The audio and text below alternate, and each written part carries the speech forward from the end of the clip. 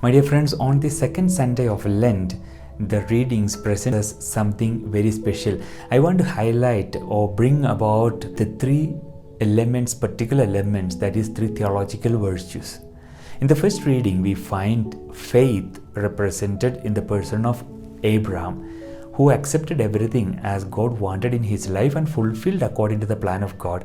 And today we have the first reading when God asked his only son, whom God had given him as the greatest gift in his life, accepted to sacrifice him for the Lord as God wanted.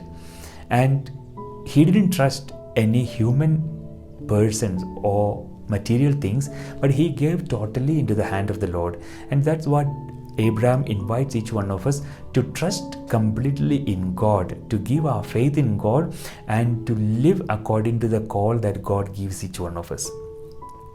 And the other two personalities are represented in the Gospel of today through the transfiguration scene, wherein two Old Testament people appears along with Jesus, and they are Moses and Elijah. Moses represent the law of the Lord. The law of the Lord is fulfilled in the New Testament by Jesus when he says, if you love God and neighbor perfectly, you fulfill all the law.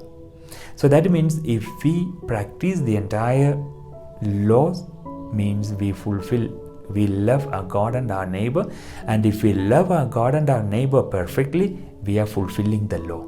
That is the second theological virtue that we can think in the person of Moses, transmitted through the laws and norms, that we can love the Lord and love our neighbor. And the third theological virtue represented by Prophet Elijah, the prophet or the prophecy. What does it mean? How does it give hope to us? The word of God that is spoken by prophets is always a hopeful words or messages, something that renews their lives, something for the future, something for the better. They always spoke the message of the Lord. And that's what we are called to find meaning in all what we encounter together with the Lord, that God is calling us to hope in Him in our entire life.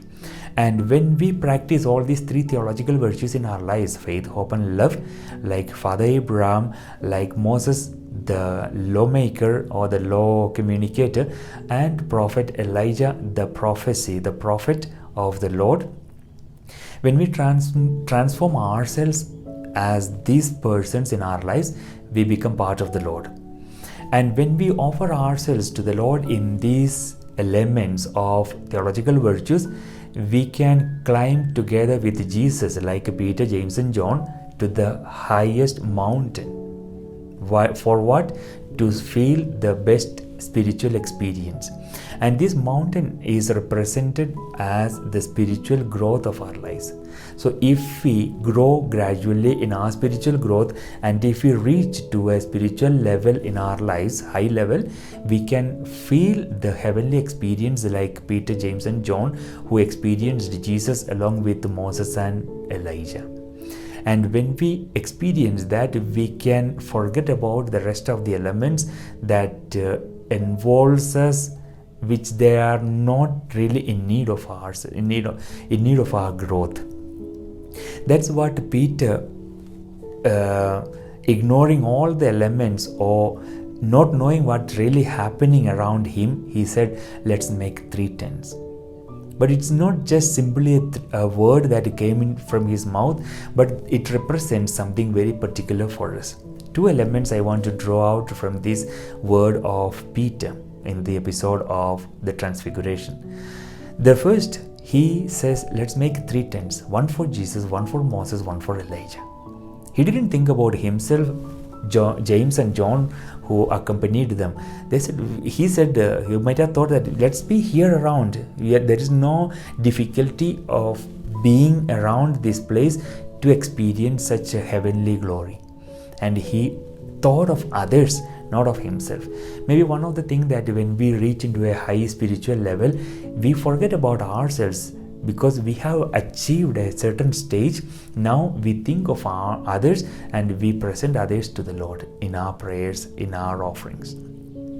And the second element of these tents making is the 3 tenets of 3 theological virtues. Abraham, who is the father of faith, and in the New Testament, Jesus accepting the will of God in full total obedience presents us the faith. And Jesus, we can make the tent with Jesus, the faith, with Moses fulfilling the law, reaching to a perfect love within ourselves, we can create the tent of love. And together with the prophet Elijah and all the prophets, to preach the word of God, what God really wants to communicate to others, to transmitting that message through our lives to others, we can create the tent of the hope within ourselves. And having all these elements within ourselves, we grow in a higher spiritual level, and that can transmit to others the spiritual growth through our examples, through our offering to the Lord. And when we reach into that stage, we can say together with Saint Paul of the second reading of today, if God is for us, who can be against us? My dear friends, on the second Sunday of Lent, let's offer ourselves to convert our entire lives to a spiritual growth wherein we can really experience and live with the 3 theological virtues, which may be an example for others to follow and practice the same in their lives. May God bless each one of us.